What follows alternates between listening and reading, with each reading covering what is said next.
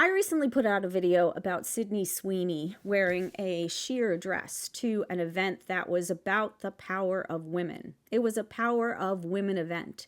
And I don't know if you know Sydney Sweeney, but she's got a great set of tatas, and she showed them through her sheer dress, which is so not a big deal. I could freaking care. Believe me, I started drawing the female body when I was in high school.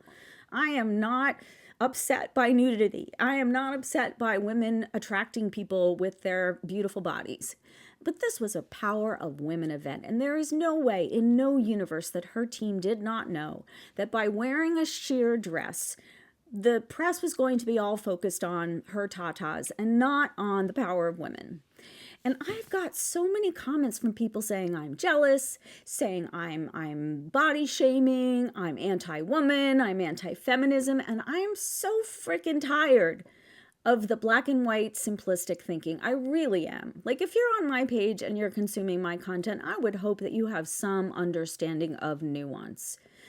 So anyway, I've been thinking a lot about this, and I've been trying to write a piece about it because I think it's kind of an important statement to make, that even though a woman should have the freedom to make any choice she wants about pretty much anything that she wants, it should not be assumed that that choice is going to further feminism somehow just by virtue of her having the freedom to make it.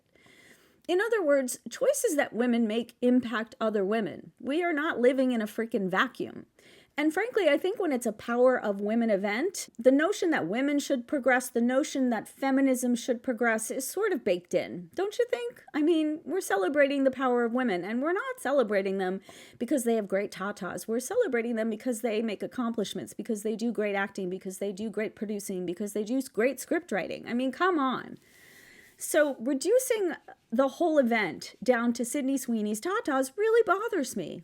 And this actually harks back to another video that I made about Sabrina Carpenter. I don't know if you know her, but she is like a pop music girl. And she presented herself in one of her album covers as a girl on her knees with her hair being pulled by a man who was not in the frame, but we could tell that he was wearing a suit. And to me, you know, it really reminded me of a lot of old advertisements in which women were explicitly subjugated in order to sell this vibe of women being subjugated and men having control. And I mean, men have always had control. That's not something that we have really chipped away much at, is it? And I thought it was a really shitty choice for her team. And believe me, anybody who puts out anything visual anymore knows exactly what kind of a response they're going to get. I just think there's a better choice. I really do. I think there are better choices. And I think, great, Sabrina Carpenter might have sold a lot of albums because she was controversial in her album cover. Big fucking deal. That's what always happens. But frankly, let's not censor women from having an opinion about that. That's ridiculous. Let's not pretend that Sabrina Carpenter's choices don't affect all of the girls who follow her. And a lot of those girls are very, very young. And they're very impressionable. And I'm a mother of 2 girls. I just feel like we put ourselves into boxes and then we expect for everybody to respect those choices because we have choices now. And that's just silly. We don't live in a vacuum. We don't live in a freaking vacuum. And this whole idea that everybody can make their own choices and be above reproach or even be above discussion.